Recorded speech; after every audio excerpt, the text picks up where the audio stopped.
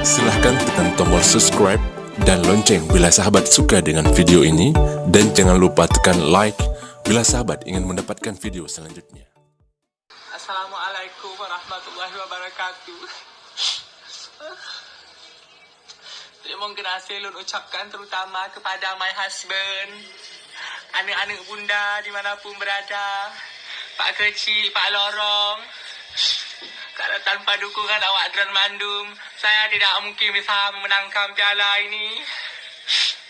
Untuk menjadi pemenang Duta Isteri Berbakti 2017 tidak mudah. Banyak sekali konflik yang saya terpa di sana sini. Semua orang menghujat saya di sana sini. Tapi semangat dari kalian semua lah yang buat bunda bisa menang, bisa meraih piala ini untuk 2017.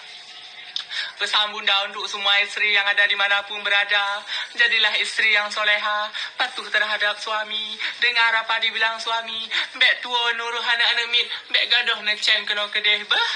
Assalamualaikum.